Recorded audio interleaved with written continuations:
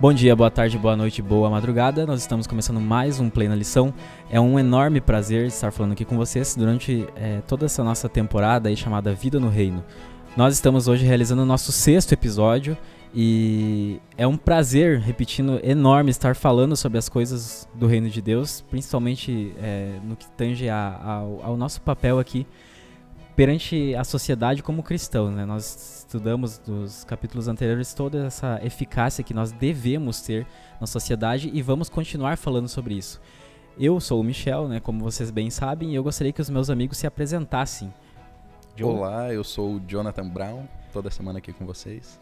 Olá, também eu sou o Lucas, mais uma semana aí com vocês. E hoje nós temos mais uma visita e uma participação especial, totalmente especial, um amigo nosso, no qual nós sempre conversamos sobre várias coisas envolvendo assuntos da Bíblia, assuntos profissionais, enfim, é um amigo assim querido, um amigo que nós realmente amamos de verdade, porque os amigos eles se amam, né? Então eu gostaria que ele se apresentasse e ele desse um alô aí pra galera.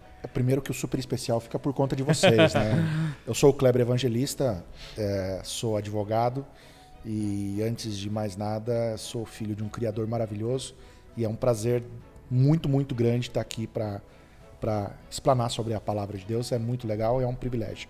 E o prazer é meu de estar aqui com vocês. Vocês sim que são muito legais e são muito especiais. Valeu. Especial, espetacular. Vamos então começar? Eu queria que o Joe lesse o nosso verso aí, no qual está no nosso guia, para que a gente possa começar essa nossa conversa de hoje. Isaías 58, a partir do verso 6.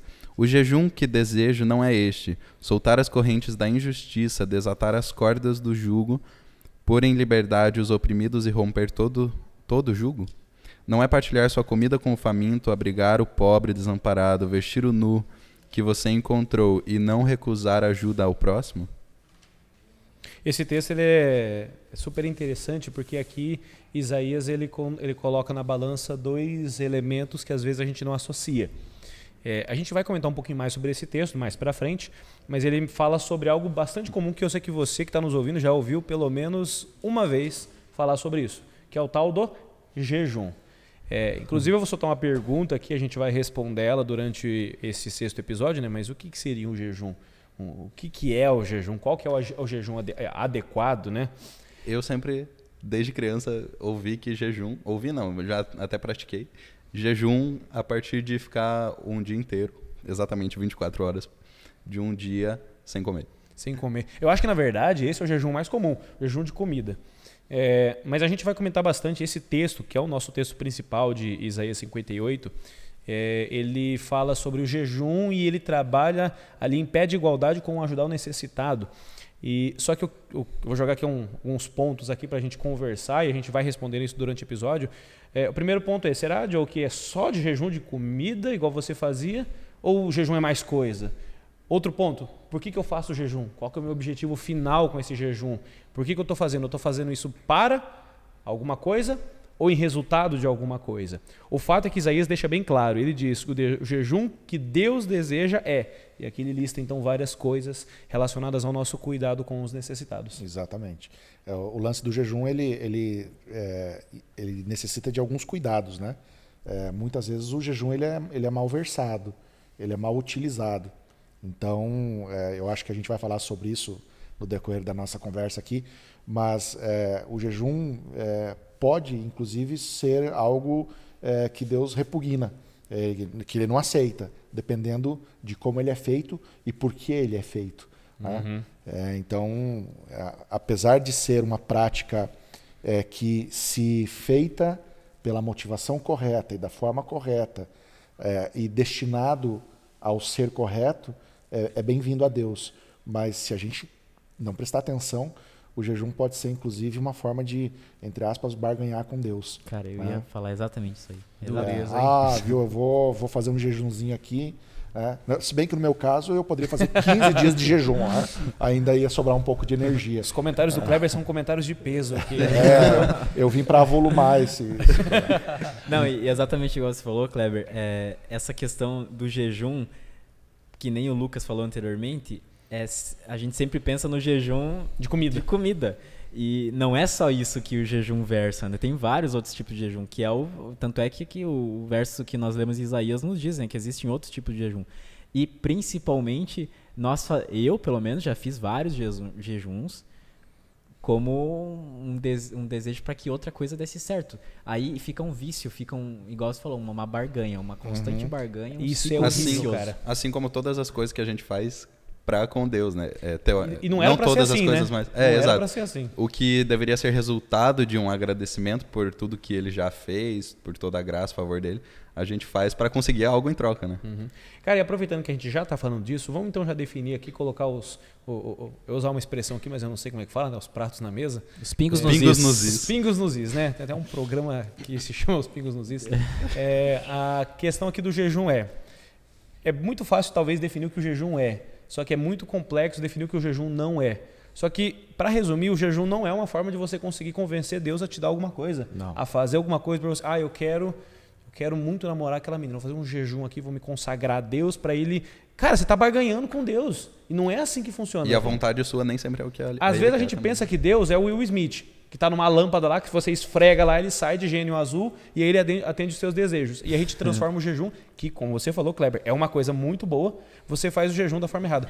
Só para vocês terem uma ideia, uma vez eu inventei de fazer um jejum e aí deu o pôr do sol da sexta-feira, né? Eu falei, não, agora eu não vou comer mais nada. E fiquei sem comer. E eu como bem, assim, equilibradamente. E passou a sexta sem comer, passou o sábado morrendo de fome. Aí quando foi para dar o pôr do sol, porque daí deu as 24 horas, né? Falei, bom, agora acabou o jejum, fiz certinho. O que eu fiz para balancear? Glutonaria. Eu fui num rodízio de pizza. Cheguei passando mal em casa, tive que tomar um sal de frutas ali. Agora eu te pergunto, isso é um jejum decente? Na verdade, o jejum, a abstinência, ela deve ser uma demonstração de amor. E não pode ser usado como moeda. Né? De troca. Então, daí você sai da abstinência e vai para a glutonaria, quer dizer, você tira um pé de uma canoa, põe na outra e o risco é muito grande de dar errado, né? Exato. E no final das contas isso acaba não agradando em nada a Deus, né? Exatamente. É aquilo que eu falei. Dependendo da forma como você faz e por que você faz, certamente não é recebido de maneira agradável por Deus. Exemplo disso é o holocausto de Caim, né? Ele fez o holocausto daquilo que ele tinha, de todos os provimentos dele, que era da terra, os frutos da terra e tudo mais. Deus não aceitou, não somente porque não era aquilo que ele não queria. Era nos moldes do que Deus... Mas por causa do coração dele também. Exato. Ali você tem 2 pontos, né? O de Caim é muito interessante, que Caim não faz da forma que Deus quer e não faz pelos motivos corretos. Exato. E aqui fica já uma dica, gente. Tudo que você for fazer envolve sempre 2 coisas. É o que você faz na forma e o porquê você faz na motivação. Aí você pode pensar, e se Caim tivesse oferecido um cordeiro? Gente, se ele tivesse oferecido um cordeiro com os motivos que ele ofereceu as frutas, Deus também ia negar. O ponto aqui não é só o que você faz, mas por que você faz. E só para encerrar essa questão do jejum, a gente fez uma pergunta no começo, que é se o jejum é só de comida, né? Por que a gente fala muito do jejum de comida? Porque na época, nos dias de Jesus, na época em que a Bíblia foi composta, a coisa mais divertida que existia era comer. Sentar-se à mesa para comer. O pessoal sentava à mesa, recebia as visitas, era uma coisa muito legal. Historicamente, né? Historicamente. Exato. Então, quando você estava em momentos de refeições, eram momentos muito bons. Era uma das coisas mais divertidas que tinha. E o fato de você entrar em abstinência disso, no caso de comer, você estava dizendo o seguinte, não, é uma coisa que eu gosto muito de fazer, mas eu amo tanto a Deus que eu vou renunciar a isso. No nosso contexto, a gente tem você falou da glutonaria, né? Talvez a alimentação ela seja ainda muito válida, mas hoje em dia, pelo menos eu entendo assim, que existem alguns jejuns que são até mais necessários. Por exemplo, vou dar um jejum super interessante, jejum de celular. Pra quê? Não. Ô, louco. As pessoas, que nem nós estávamos conversando anteriormente de começar aqui a nossa gravação, nós estávamos falando sobre o Instagram tirar as curtidas. Por quê? Será que nós aqui, meros mortais, que somos apenas usuários, entendemos mais do que as pessoas que criaram essa rede social? Deve ter alguma razão. Exato. E aí, hoje eu estava ouvindo com meu irmão, ouvindo rádio no carro, e aí os o pessoal ali da rádio em questão, eles estavam completamente contra. Ah, mas agora como que você vai saber o alcance? Aí os outros, mas veja bem, isso aqui é só uma estratégia, porque agora as empresas, que você, por exemplo, é um influencer, né? Para saber se você é um influencer bom ou não, eu tenho que agora comprar um negócio do Instagram. Gente, aqui sem entrar em questão do porquê que o Instagram, por que eles fizeram sem isso ou no não, mérito, né? O fato é que tem um ponto positivo e gigantesco nisso daqui. Isso aqui faz você, quando você posta, você postar por postar. Por você, não esperando a aceitação.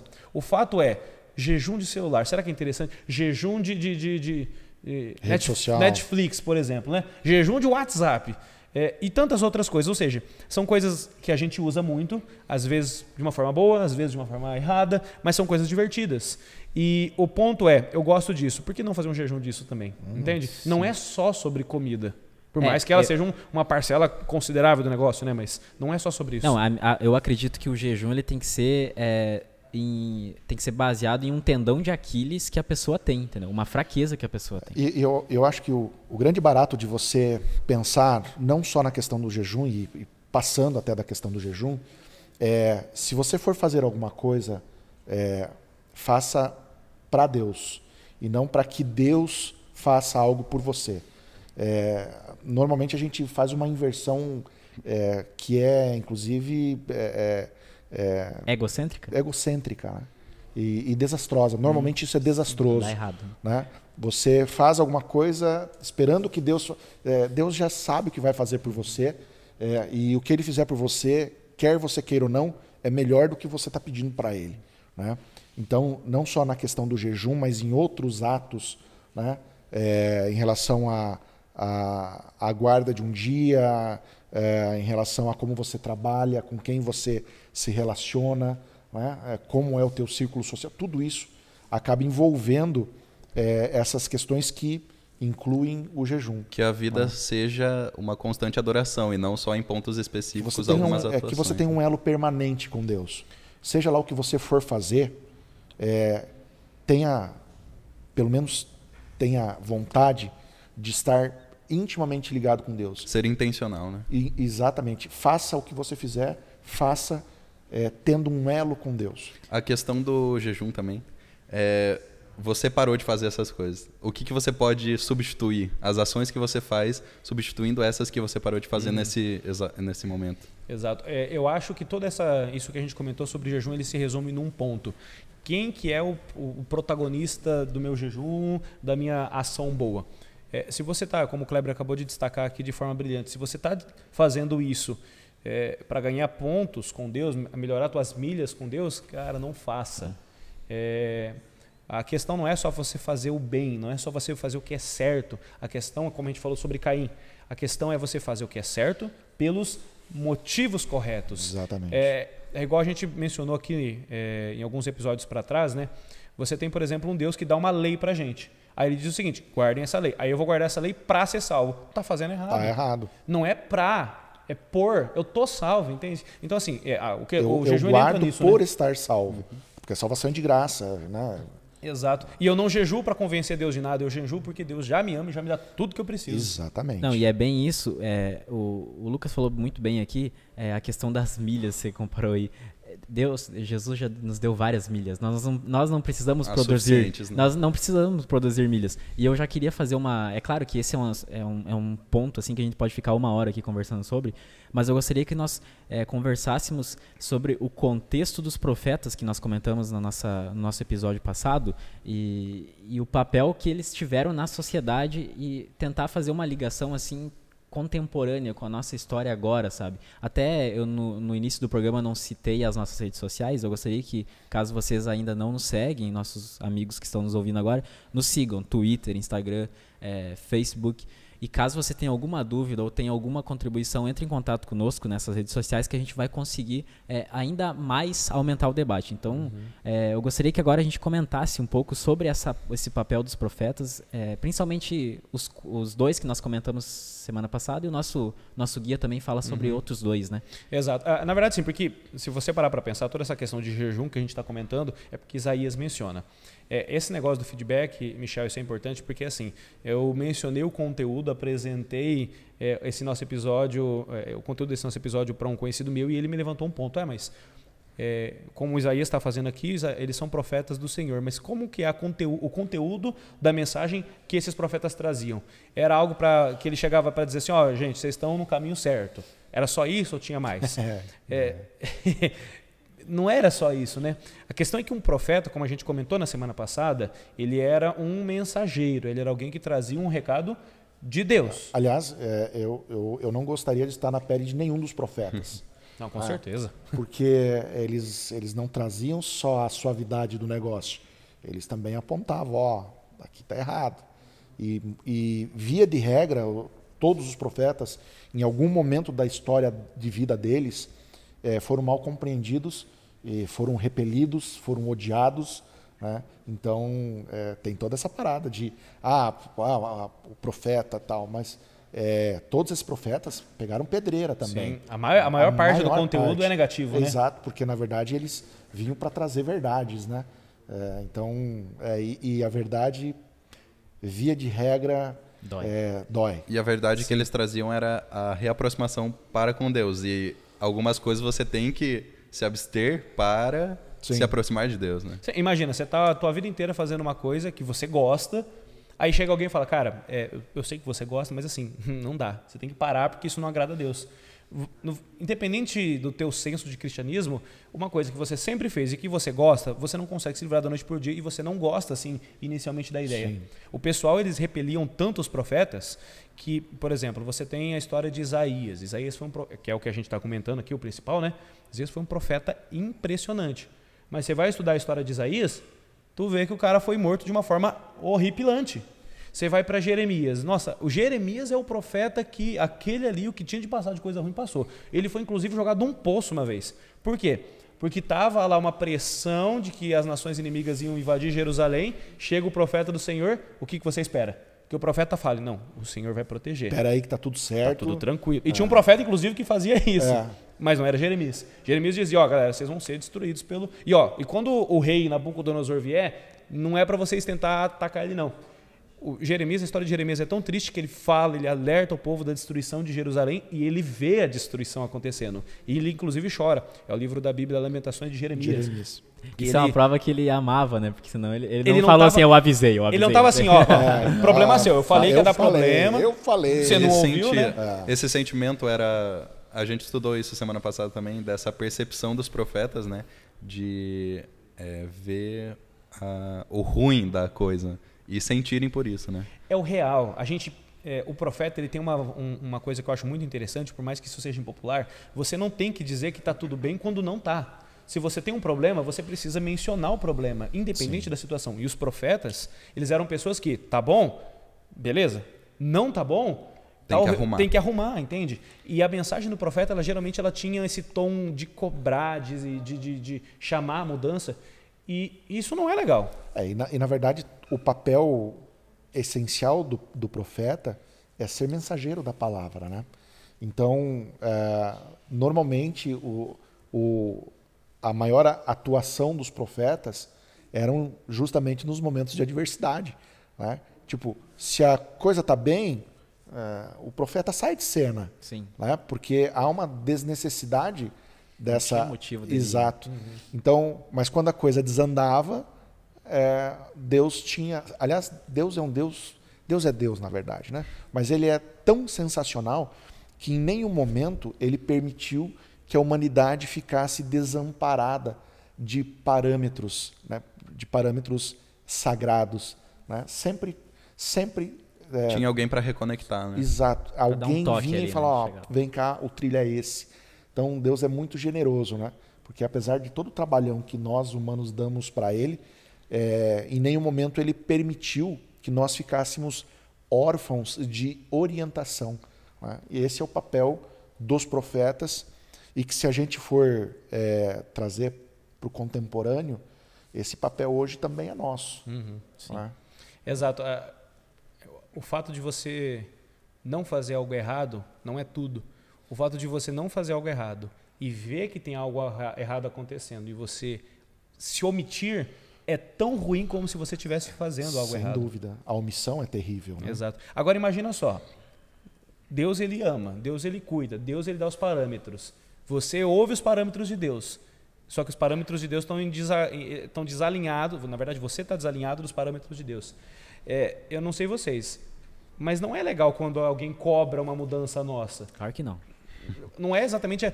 Você gostaria, por exemplo, de você chega lá, alguém fala, não, peraí, você está fazendo errado, você precisa mudar. Não, é desagradável, né? Não, é mínimo no teu trabalho, desagradável, né? no teu trabalho. Chega alguém e fala assim, não faz assim, porque tá tudo errado. Você fala, não, eu sei o que eu estou fazendo, fica tranquilo. Sim. Não, você não sabe. A questão assim, eu tenho um pensamento que eu sempre trago comigo, que é o seguinte, não existe ninguém que é tão perfeito que não possa aprender mais, mesmo na sua área. Uma vez eu estava conversando com meu pai, eu nunca me esqueço desse episódio, e meu pai ele trabalha com construção civil. Ele tem só o ensino médio, na verdade eu acho que ele não concluiu o ensino médio todo, mas trabalha há muitos anos com isso, então ele tem muita experiência no ramo. Aí um engenheiro civil, um rapaz formado ali, com não muitos anos, ele chegou para o meu pai e disse o seguinte, não, o pessoal chama meu pai de gaúcho, né? Não, gaúcho, ó, você não pode fazer isso dessa forma. Aí meu pai falou, não, eu vou fazer assim, e não vou fazer desse jeito que você sugeriu, porque isso aqui não vai dar certo. E virou um engalfinhamento, até que o engenheiro usou um argumento, e assim, eu não sei de onde que ele tirou isso. Não, eu estudei, eu sei o que eu estou falando e vai ser assim mesmo. Pois meu pai fez e deu errado. Do jeito que ele tinha falado que ia dar, entende? Então assim, a teimosia, ela a gente confunde muito resiliência com teimosia. Cara, são coisas erradas. Persistência é diferente de teimosia. Então não existe ninguém que é tão perfeito que não possa aprender. E sempre quando você conhece alguém que tem mais sabedoria, a atitude da sua parte mais sábia, da minha parte mais sábia, é aprender com todos. Quem pode te ensinar? E aqui é o ponto, né? Quem que é o que tem mais sabedoria? Não necessariamente é quem é mais inteligente, quem é mais graduado. Às vezes, assim, para usar estereótipos, né? O cara que tem PhD em uma área lá, ele consegue aprender lições incríveis de vida com um senhorzinho que malemata no ensino fundamental. Na verdade, tem uma diferença muito grande entre conhecimento e sabedoria. Conhecimento é você saber que tomate é fruta.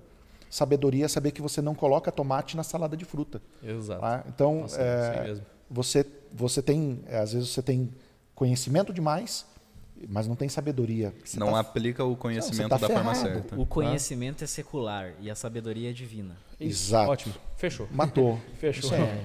Matei mesmo? Matou. Tá, Apesar mas do não matarás, Esse aqui eliminou. Eliminou. passou a régua. Mas é interessante que Ezequiel, né, compara o Sim. pecado carnal com o mesmo... Que a gente mencionou na semana passada, né? Ezequiel, ele é um que vem para trazer informações também que você não gosta de ouvir. O que Ezequiel fala?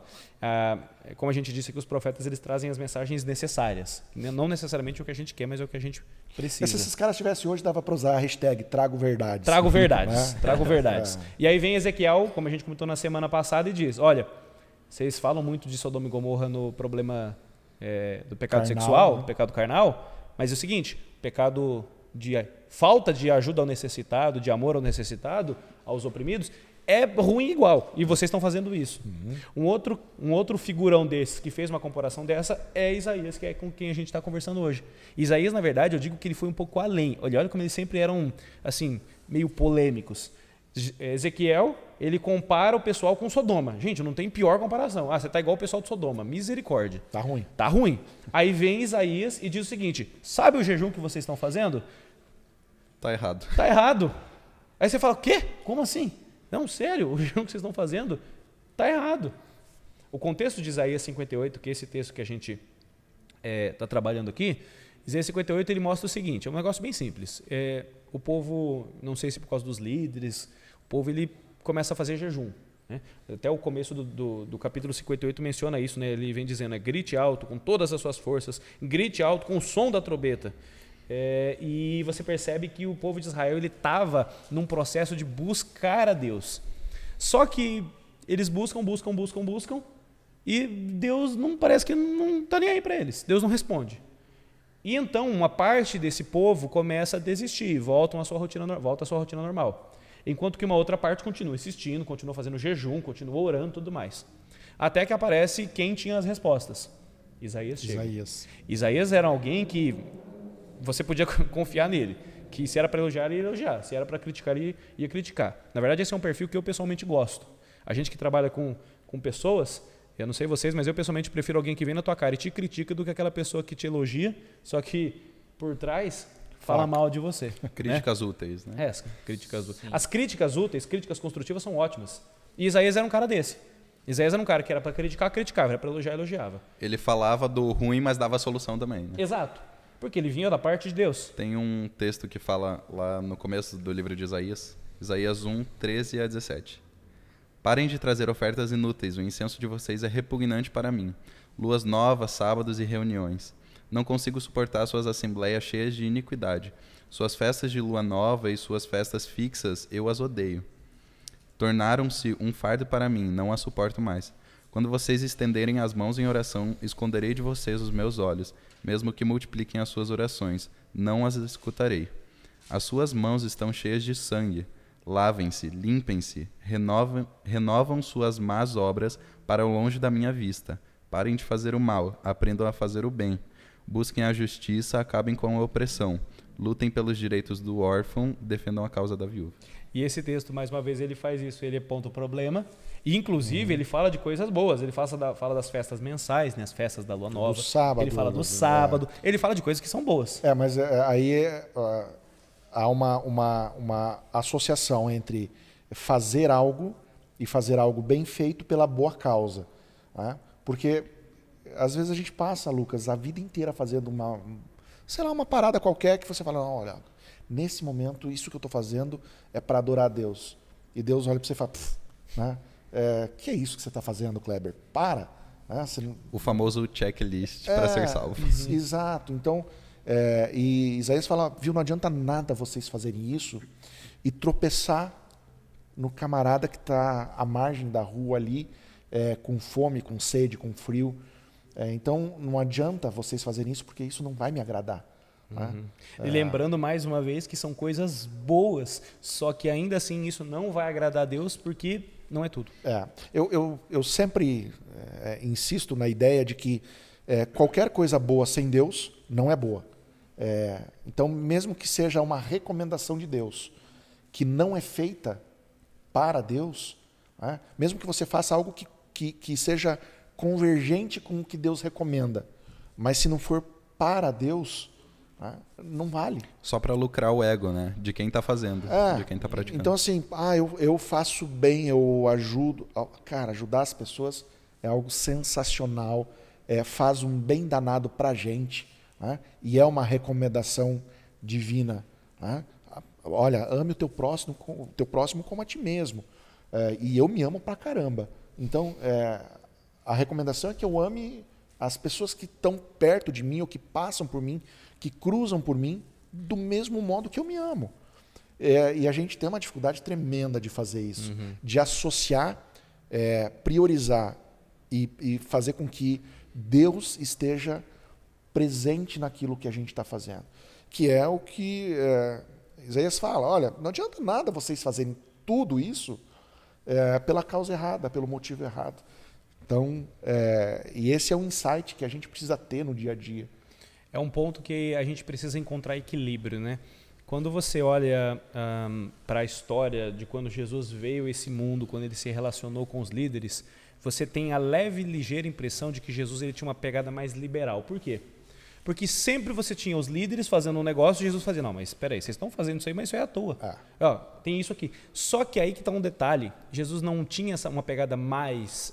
Jesus não era, digamos assim, aqui falando em termos de prática, né? Jesus não era liberal, Jesus era equilibrado. É porque a sociedade era ultra tradicionalista no sentido de vou fazer porque tem que ser feito, ou vou fazer porque eu quero que Deus me ame assim. Aquela história que a gente já mencionou em outros episódios, né? Jesus ele está andando com os discípulos, é um sábado, e a gente já comentou muito sobre isso, né? É um sábado, Jesus está andando pelos discípulos, eles passam por uma roça, né? Quando eles passam por uma roça, os discípulos estão com fome. O que eles fazem? Colhem. Eles vão lá e colhem. Aí os caras falam, não, mas isso está errado. Aí Jesus vem àquele ponto, né? Peraí, mas por que você está fazendo isso? Por que você está guardando o sábado, né? Por que isso é errado, entende? Jesus, ele não era uma pessoa complexa, mas ele era profundo. E essa profundidade de Jesus, ela está nesses pequenos detalhezinhos. O porquê que eu faço o que eu faço. A gente tem extremos que falam assim, ou você não faz ou você faz. Não, Jesus é aquele que vem fora dos extremos, ele vem no meio. Não é só o que eu não faço ou o que eu faço. A questão é o que eu faço e o porquê eu faço. E quando a gente toca na figura de Jesus e na passagem dele aqui pela terra, é muito legal que você percebe que na visão mediana da galera que vivia naquela época, Jesus ele ultrajava as rotinas, os costumes, né? Jesus ousava conversar com uma prostituta, Jesus ousava se aproximar do cobrador de impostos, Jesus ousava falar com alguém que pertencia a um povo inimigo, com um ladrão. Ele fazia aquilo que era certo, né? Exato. E na verdade, nós não somos nada melhor do que a prostituta, do que o cobrador de impostos. Nem um pouco diferente. Talvez a gente ainda consiga ser pior pela evolução, que na verdade evolução entre aspas da humanidade. Talvez a gente consiga até ser pior do que aquela gente. E Jesus veio por isso. Jesus não veio salvar quem tivesse a salvação. Sim. Jesus veio porque... Jesus veio para os pecadores. Para os pecadores. Então, eu sempre me impressiono com a coragem do Jesus humano, né? De ter esse desprendimento. Daí, obviamente, você entende que Jesus também era Deus. Né? E daí você, associando esses dois aspectos de Jesus Cristo, você percebe que ele veio para isso. E ele veio para falar, olha, a gente precisa ajudar quem precisa. Né? E o mundo ele vai caminhando de maneira acelerada para um abismo, Lucas. Tá tudo muito zoado. Os valores estão sendo todos desconstruídos. As recomendações de convivência, as recomendações do que é uma família, as recomendações do que é certo e do que é errado, o ser humano está conseguindo arrebentar com tudo isso. A gente vive hoje numa sociedade muito líquida. Exato. Tudo é certo porque eu sou livre. Né?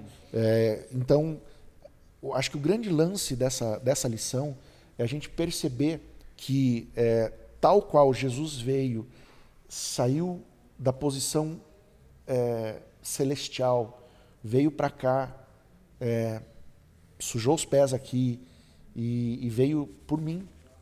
E porque eu sempre digo, às vezes até pode parecer um pouco clichê, mas Jesus não veio pela humanidade, ele veio pelo Kleber, ele veio pelo Michel, ele veio individualmente para cada um de nós.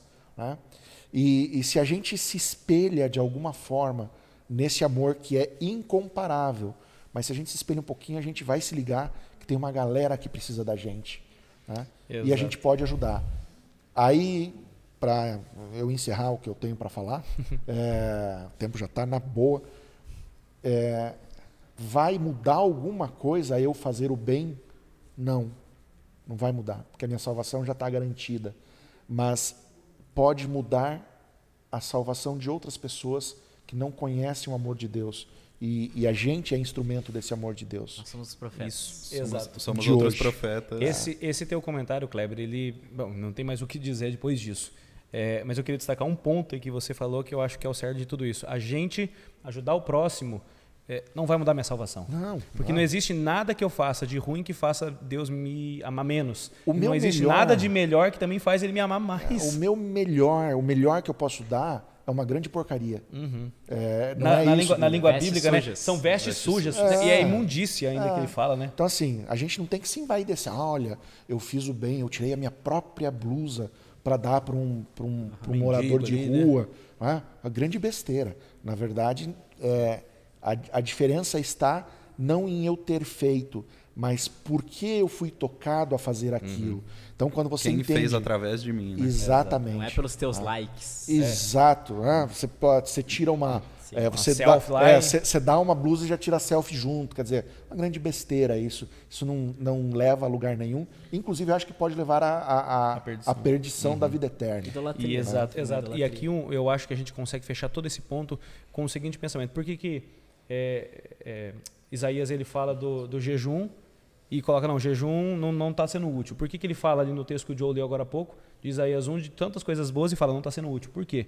Porque tudo que você tem que fazer, a pergunta não é só o que você faz, mas o porquê você faz. Você tem que ajudar os necessitados, igual esse nosso guia de estudos está trabalhando muito, mas não é só o fato de você ter que ajudar, mas o porquê de você ajudar.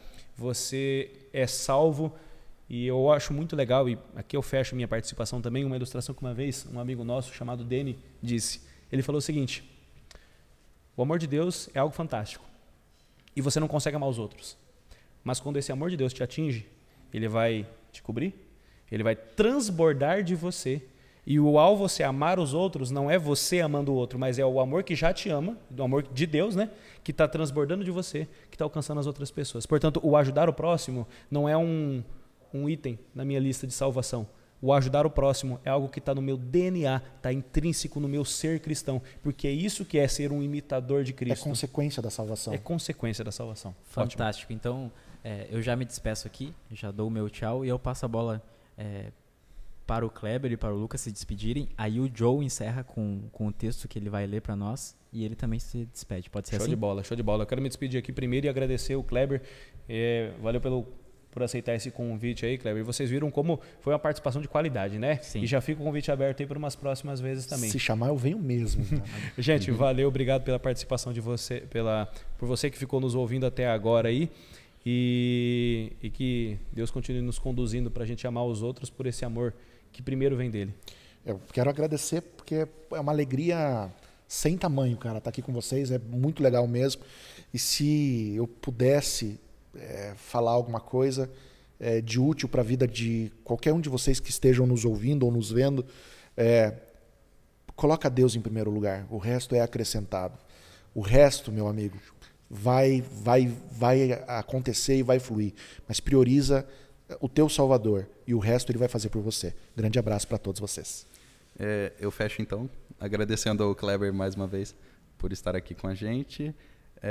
Tem um comentário bíblico no nosso guia de estudos dessa semana que fala assim: o verdadeiro propósito da religião é libertar o ser humano dos fardos do pecado, eliminar a intolerância e a opressão e promover justiça, liberdade e paz.